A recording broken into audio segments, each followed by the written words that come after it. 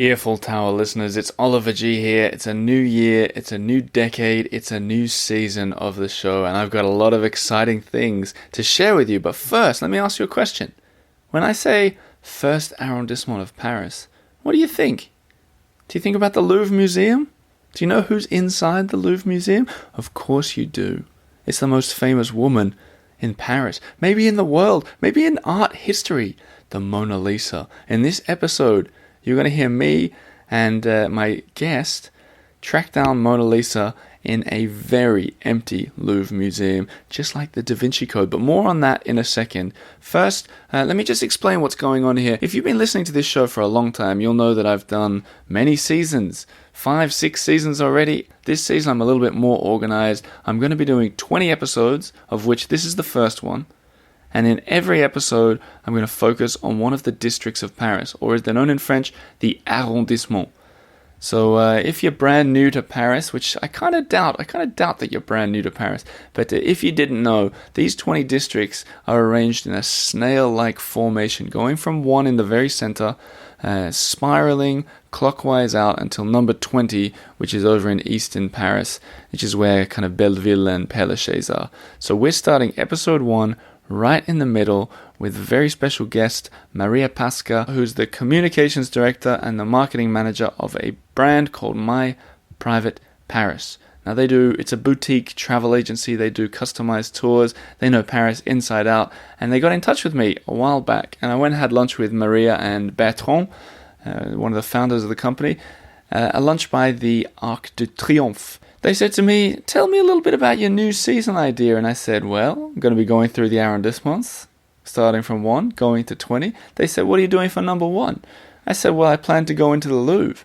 And they said, Oliver, what if I told you I could get you in there when there's nobody in there? How do you fancy a private audience with the Mona Lisa herself? And I said, I'm listening. And so Maria said, why don't you join me? I'm going to go in there. I'm a member. I can show you the Louvre like you've never seen it before. And I said, Maria, do you mind if I bring my recorder? And she said, that sounds like a good idea to me. And that's exactly what you, dear listeners, are about to hear now. You're going to hear me and Maria walking through the Louvre. She's going to be talking about it. We're going to be explaining a little bit about the Mona Lisa. And on top of it all, Maria lives in the first arrondissement, so she'll be giving you a little bit of an idea about what it's like to live in as well. So that's kind of how this whole season is going to go. I'm going to be finding people who can shine some kind of light on their district, and the whole season is going to be sponsored by My Private Paris. What that means is that typically at the end of an episode, one of their guides, and all their guides are local guides as well, so you can expect some French accents coming in here, we'll be talking about something specific from that arrondissement. Today's different. It's the first episode, and I've got access to the Louvre, so all rules are off. But in the upcoming episodes, you'll get someone, it may well be Bertrand, the founder of the company. They'll come in and they'll say, okay, Oliver, today you're going to be talking about the second arrondissement, right? Well, what I think you should really find is this. And they'll give you all kinds of secrets. So that's something to look forward to in the coming, 20 weeks, I suppose. And if you want to find out more about My Private Paris, all you got to do is go on myprivateparis.com, find yourself some boutique tour. They'll take all the hassle out of your trip to Paris, and you'll have the time of your life doing it. Just do me a favor and let them know that you find out about them from the Earful Tower. But enough about that for now. So I've said this before on the show, and I want you to imagine if Paris was a dartboard. And I say that because the city limits, the périphérique, the ring road that goes around Paris, is indeed in a big circle. So if Paris was a dartboard, the first district would be the bullseye. But in darts, when you're playing darts, no one ever gets the bullseye. You never really hit it. It's different in Paris. Everyone goes to the first, and for good reason. A lot of the most famous sites are in there. I've obviously talked about the Louvre Museum, but there's the Tuileries, the gardens. Beautiful gardens. There's the Palais Royal, those black and white sort of columns in the... if you've seen the new Mission Impossible movie, actually, you might recognize them. And all the cafes around there, the Comédie Française. There's beautiful things to find, and it's very small. In fact, as Marie's going to say soon, it's the least populated arrondissement of them all. So if you go to Paris, you want to head to the first when you feel like being a bit of a tourist. Check out all these things and make sure you go and see the Louvre Museum, which is exactly what I did, and I'm going to paint the picture. But before I start, if you do go to the Louvre Museum, don't make the mistake that lots of other people make. You've got to go down to the bottom floor where there's these marvelous remnants of the castle that was there, part of the Philippe Auguste wall. It's beautiful. Go down to the bottom. If you're even remotely interested in history and architecture, don't forget it. And then go and see all the art. So, now I'm going to paint the picture of how I entered the Louvre, and I want you guys to imagine it as well. Because as we walked in there on this late night in December, there was this beautiful organ music that they'd set up in the center of the big, the pyramids underneath in that big sort of lobby room. They had an organ guy playing this beautiful music. And the idea was that it was only members that were coming because the Mona Lisa room had been renovated and they were doing this sort of inauguration of that for the members. So that's why we were in there. There was only a couple hundred people in the whole museum, and Maria and I were one of them. So now sit back, get comfortable wherever you are in the world. Imagine you're like we were on that night, walking towards those beautiful pyramids of the Louvre, which are shining like some kind of beacon of hope with the lights from inside, everything else pitch black. We're walking towards it, not a queue in sight like there usually is, and the security guard opens the door and we step in, hit by the organ music, and descend into the belly of the Louvre.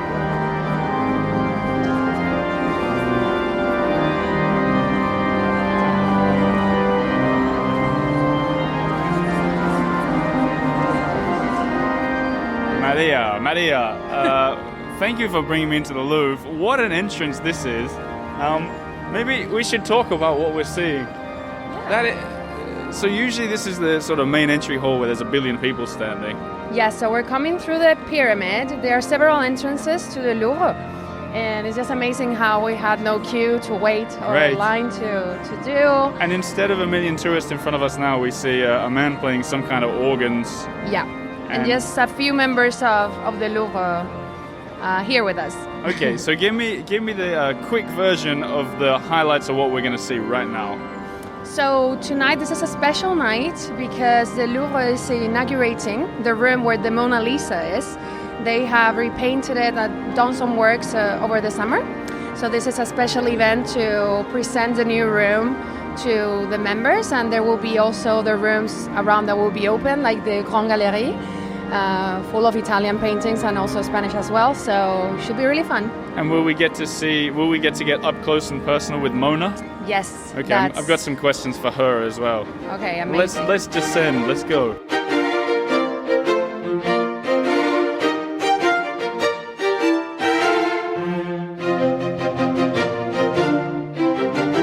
So Maria. Yes? It's kind of weird to be sitting in the Louvre when it's so empty. It is weird, but it feels great. I'm amazed. You don't think it's a bit creepy? No, and the view is so nice. We can see the pyramid from here. Yeah, so for people at home who maybe need a visual idea, we're sitting in a corridor that I feel like usually when I've been in this kind of place would have maybe 1,000 people in it.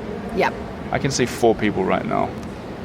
Yes, this is quite the experience. This is like the Denon Gallery. Right. And we're surrounded by Roman statues. And I recognize the big staircase at the end of this hall is where Audrey Hepburn was frolicking around in one of those movies. So I feel a little bit of Hollywood going on as well. I think there's also a big clip from the latest Beyoncé music video. I forgot about that. Was she in here as well? Yes. If I wasn't going to get sued, I'd play a little bit of the Beyoncé music right now for everybody, but you'll have to imagine. But Maria, while we'll talk about the Louvre as well, I'm interested in the first arrondissement. You live here, right? I do, yes.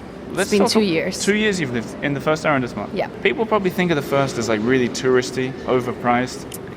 And it is. I mean, I must admit it is, but it also has so many other great things. Like, I love to know that I live in the least populated arrondissement in the whole of Paris. Sure. Even if it's really crowded, but then we still have a neighborhood life. Mm-hmm. Like, everybody knows each other because we are such like few people living there. But it must be pricey. Like it's when you really go for pricey. Like the average cup of coffee must be like €5 or something.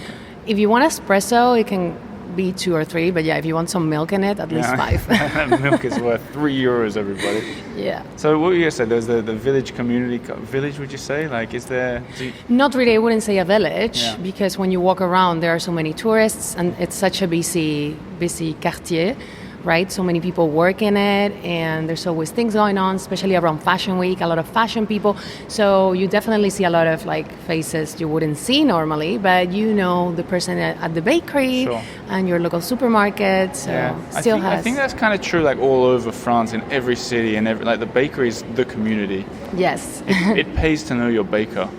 definitely, Yeah. definitely. But you're not from France. I am not, no. Bit of an accent there. Probably. Spanish? Are you Spanish? Spanish, Yeah. yes. I'm from southern Spain, from Sevilla. Okay, right. So it's a bit Yeah. different to Paris then. Very different, Yeah. very different. Okay, but back to the Louvre for a second. The idea now is that we're going to walk through these empty corridors and go and find some art and everything. Do you know about that? Like, you guys are members of the Louvre, right? Yes. Is that something like a lot of people in Paris are doing, or what do you... I don't think so. I didn't even know about it before. It's been a few months only that I'm a member now, and it's really great. I get the magazine of the Louvre every 3 months delivered to my apartment, and we get invited to all sort of events. They don't happen really often, but Right. yeah, I didn't know about this, so I'm guessing a lot of people don't either. Right, and I think the lady said to us when we walked in, you asked how many people she expected tonight. Yeah. What'd she say? Around 500, 600 tops. Okay, and compare that to, we're going to see the Mona Lisa later. Yes. What's the stats on that, do you know? Yes, they say around 30,000 people see her daily, so That is sick. That's amazing. quite the difference, yeah. Okay, so let's continue our little jaunt through the Louvre, and I'll be checking back in with questions about the first arrondissement and this museum as we go. Sure. Shall we go up those steps? Let's go.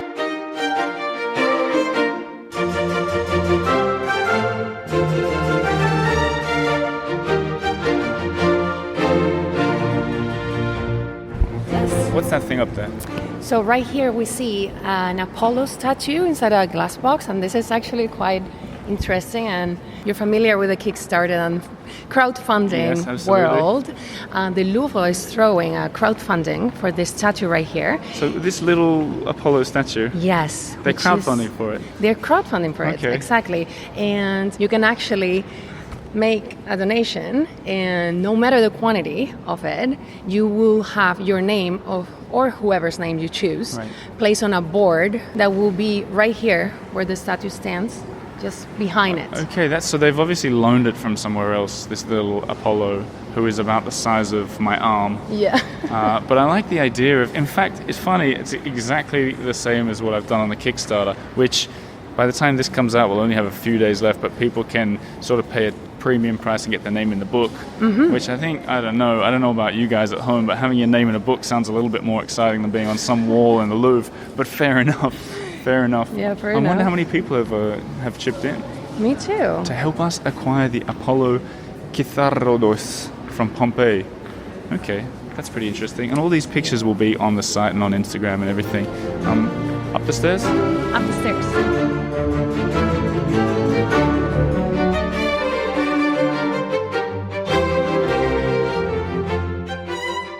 What is that thing?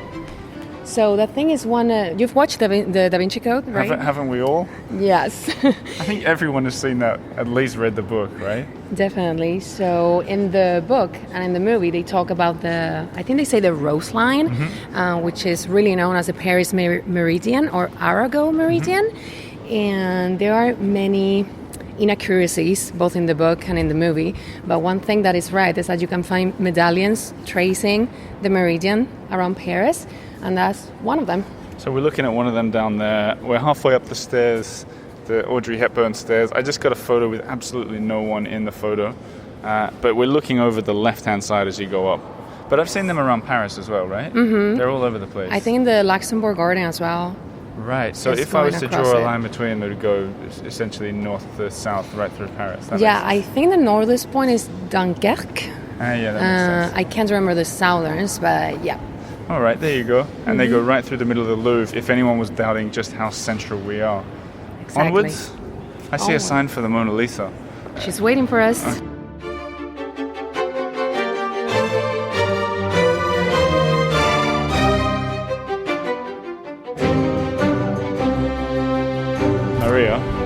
My breath has been taken away. We've just come into a Grand Galerie and there's barely no one. Yeah, I mean, firstly, that's really cool. But the room, this big gallery, I guess you'd call it in English, the Grand Galerie, is just a stunning room. There'll be people listening to this who love Paris and maybe have never come before. I'm going to do my best to describe it, but I don't think I'll do it justice. But I mean, from where we're standing, looking to the other end, that must be 400 or 500 meters, right? Yes, this is really a very long gallery. It's the one that united the old Louvre, where was a fortress, where Le Cour Carré is, to the Palace of Tuileries that now doesn't exist anymore. Right. But it really goes a long way. It's the one by the River Seine. So hang on, the river is to our left, is that what you're thinking? Yes. Okay, so as we're standing here looking, we must be looking the direction that the river is flowing, with these huge marble pillars holding up the arched roof, and the roof, the ceiling anyway, that's light coming through there.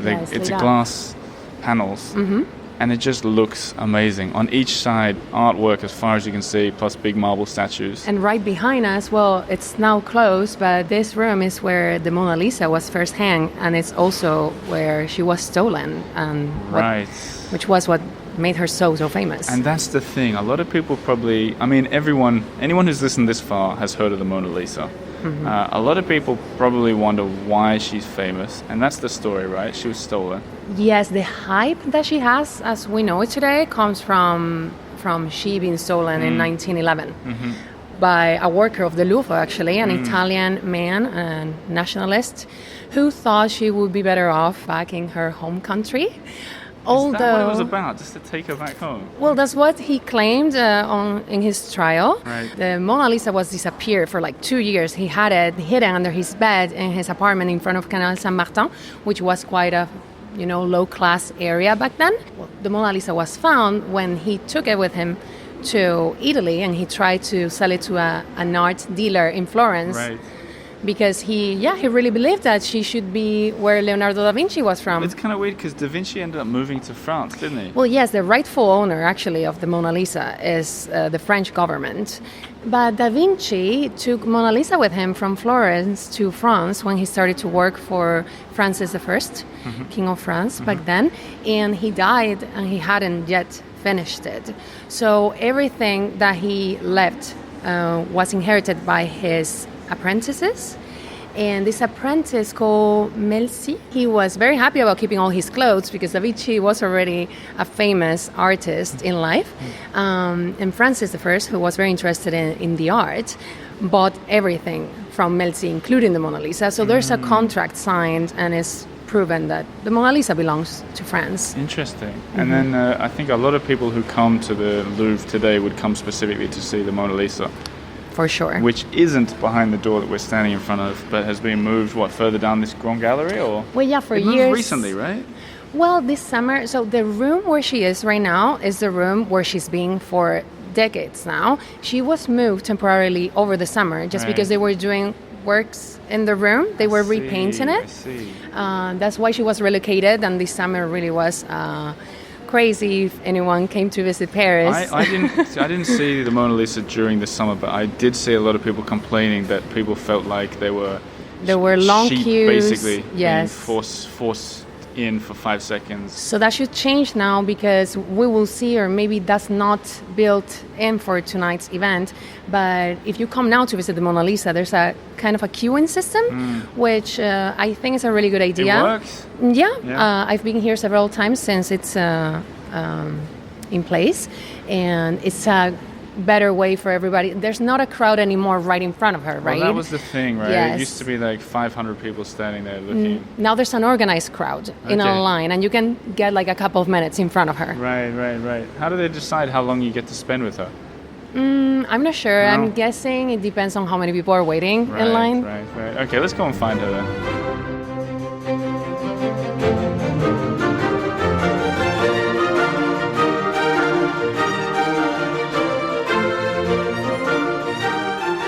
Oh my god, I see her. There she is. I see her. She's around this corner. So you turn right off the Grand Galerie. Anyone who's visiting, you should be able to figure it out yourself. But the Mona Lisa room, I'm reading here from the sign, historically known as the Salle des États, was refurbished between 2001 and 2005 with the support of Nippon Television. That's actually quite a fun fact. Did you know the Japanese have funded lots of the works done in the Louvre and also major museums around the world? Yeah, right. And actually, the Mona Lisa has only left the Louvre 4 times. First, when she was robbed, then she did a tour around Italy before returning to the Louvre. But then they sent it away 3 other times. They first sent her to the US, and second, they sent it for balance to Russia, where she was displayed in Moscow for a little bit. And last but not least, she was sent as well to Japan because of that, exactly. Because they sponsored it. Nippon Television, what a great move. I wonder how much they paid over 4 years for a refurbishment. Okay, wow, so this is different. We're walking in, they've got live performance. We have a concert right here as well. But it looks to me that they've painted the whole room blue. Yes. It didn't used to be blue? That's right, not at all. It's been beige for a while now, for like several decades. Now they just decided to make it this like blue foncé, we would say. Yeah, very deep blue. Yes. And they've got all the amazingly beautiful golden framed things around the wall. I think it goes beautifully. Yeah, it fits. But then the room itself is as big as a basketball court. But the Mona Lisa, which is the size of like a small poster, is on a wall that is about 1,000 times bigger than it. It's crazy. It is. It's smaller than anyone would ever think. And have you noticed the big glass guarding her? What is that, bulletproof? It is bulletproof. Let's walk towards it and check it out. Do you know why they decided to put a bulletproof glass? Because people kept shooting it? In 1956, someone threw acid at her. Really? Yes. They only reached the very bottom part, and I don't think it did any visible damage. But yeah, they made it bulletproof, and then, thanks goodness, they decided to do so, because in 2009, not so long ago, a Russian woman threw a ceramic mug onto her. What are all these people throwing things at the Mona Lisa for? This is ridiculous. I don't know about the acid guy, but apparently this Russian woman was quite upset because she hadn't gotten her citizenship, her passport. Right. So that was her way of I'll tell you what, throwing a tantrum. France is never going to send the Mona Lisa back to Russia after that event. There's no way. I don't think she's going anywhere else again, ever. I mean, she really is deteriorating.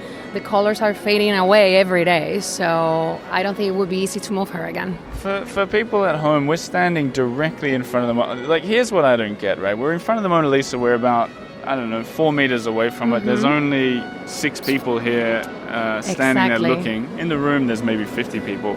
But the room is so big, a lot of people are watching that violinist behind us. What I don't get, now I know that the Mona Lisa was stolen and that's why it's so famous, but to the other side of the room there's a painting that is like, it must be... Did you know it's the biggest painting in the whole Louvre? Is it? It's probably bigger than your apartment and mine combined. Yeah, I wonder how many square meters it is. I can tell you, it's 70. 70 square meters? 70 square meters. Okay, how big is your apartment?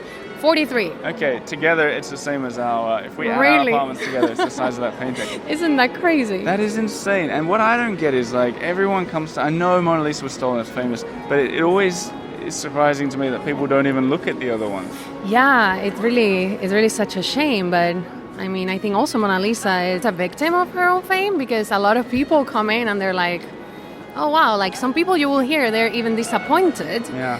I think you're right. Because of the size. Not tonight though, they're all members here, they love it. Not tonight. And there are many reasons why we should love Mona Lisa, because it really is a great painting, and like we should think as well, she was stolen, but back then she was already a huge painting. I mean, if we think about it, Francis I, the king who bought it from the apprentice, he put it directly in his spa. And then Louis XIV, he put it in his bureau in Versailles, in his private room. So this is already before it was stolen?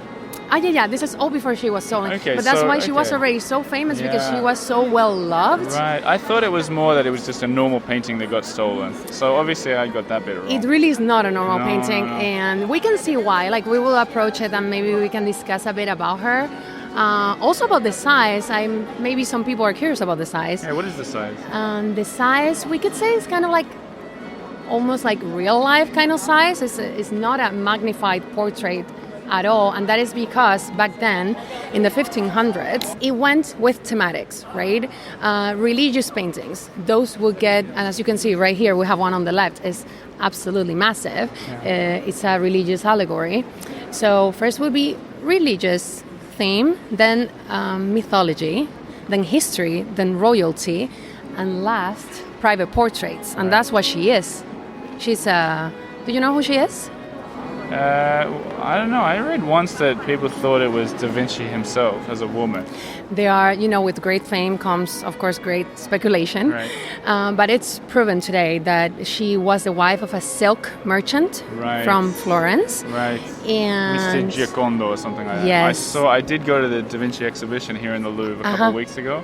I'm going tomorrow. I can't wait. Yeah. They've got like sort of, they call it like reversograms or something like that. Whatever. They've got different versions of the paintings that he did, so it's really pretty cool. Because there are in fact different versions. He wasn't mysterious or secret about his art.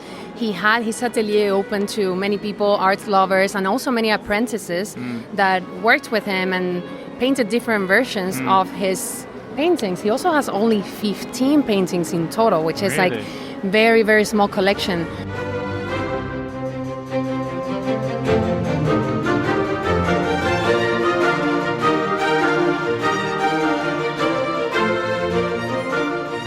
So Maria, we've done a long walk. We've had a walk, yeah. Have you heard of this concept, Louvre legs? Never. I made it up. It's when you walk around the Louvre so much that your legs get sore. I think that should become a thing. Yeah, I think a lot of tourists get it and they don't realize it. 100%. My secret for the Louvre is if you're going to come and visit this museum, you should take a taxi here or whatever, so you do as little walking as possible before you get in. You save it, for the inside. It's way bigger than anyone thinks. That's a good tip, yeah. Yes. But now it's time to sort of wind things up with your tip. Mm-hmm. And I'm going to ask you, I know we talked a lot about the Mona. Yes. But besides that, what's your personal favorite thing to see in this museum? So there are so many great It has to finds. be one, Maria, I'm sorry. So can I just say two? Absolutely not. So one that is a bit of a gruesome one that can be found in the Grand Galerie where we just walked and that I just showed you is La Mort de la Vierge. It's quite a famous one. The Death of the Virgin. The Death of the Virgin, that's right. Why do you like that one so much? I'll put a picture of it below so people can see it. Okay, I just like how powerful it is and the idea that it was so controversial back then because it portrayed the Virgin Mary as a human on her deathbed. And also they say the artist took inspiration from an actual dead body of a woman. So... yeah, I like the drama behind it. That's a very morbid thing to say, Maria. Very morbid indeed. But my bad. No, but that's all right. And this museum has probably got something for everyone, I think. Yes, definitely. What did you say before? 10 million people come here every year? Yes, this year we are hitting the 10 million mark. You say we. I mean, you don't work here, do you? No, but I live next to it, so it's kind of mine a little bit as well. Yeah, fair enough. All right, well, thanks for giving me a guide not only to this museum, but to the first arrondissement. Thank you for having me. It was a pleasure.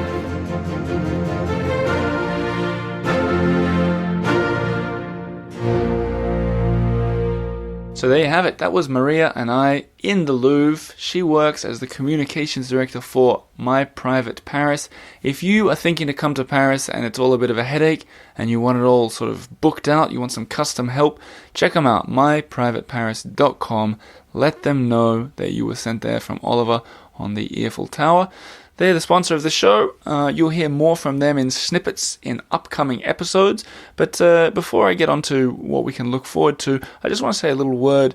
On January 10th, the Kickstarter for my new memoir, Paris on Air, will end. It's been a successful Kickstarter, so thanks to everyone who's been involved. But I did add a stretch goal, and we're very close to reaching that. I think it's about €400 off. So if you've been putting off, go in there and secure yourself a copy of the book or the audiobook right now because it'll help me. Well, if you haven't looked lately, it'll help me and my wife travel to America and do a massive whirlwind road trip of the United States. I'm going to bring Paris to you. I'm thinking shows in all the cities that'll have me. I've already got venues secured for Seattle, San Diego, I think Phoenix and Chicago and Boston. I sort of sketched out a rough map of what I'm thinking to do. Everything is unconfirmed, but I'll do it if you guys can take that Kickstarter over the limit. If you got a venue and you'd be happy to host me, some kind of book tour, get in touch. I'd love to talk to you. But what I'm going to finish on, usually I'd finish on letters that people send in, emails that people send in, but I'm going to instead leave it with what I said about the book. So theearfultower.com/book. But I'm going to leave you with a snippet, a tidbit from next week's episode. You should have already figured out by now it'll be the second arrondissement. I got a return guest, a friend of the show. It's Amanda from Bone Shaker Donuts. And she talked all about what you should see in that little village community. But here's a little section from the show where she talked about how it's felt like a community in the second arrondissement since the very first day she moved in there with her donut shop, Bone Shaker. So I'll leave you with Amanda, and thanks for listening to episode 1 of this new season. Au revoir. Microcosm on like the Rue d'Aboukir, like Rue Petit Carreau, kind of that crossroads where we are. And there's absolutely a community spirit there because it's all still, for the most part, small independently owned businesses. And we all know each other and we all help each other out. And it is really cool. And you really do get the sense that you're like in a little village. Yeah. And even things like, that was from the beginning. That's from when we opened the shop almost 4 years ago. The neighbors who we didn't know at that time, the shop owners, were literally helping like direct traffic so that we could move the fridge. That's a true story. We could move the fridge in. You know, people were blocking off the end of the road. The guys from the bar across the road were like helping lift stuff in. So literally from day one. That's great. Yes, you really, and as soon as that was happening, we were like, we have really like hit the jackpot.